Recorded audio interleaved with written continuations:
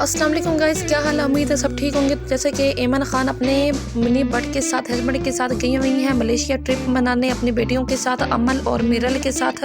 अमल जो कि इनकी बड़ी बेटी है, माशाल्लाह वो इतनी प्यारी है, उससे भी ज़्यादा प्यारी छोटी बेटी जिनका फेस उन्होंने मलेशिया में जाकर रिवील किया है, ये है मिरल।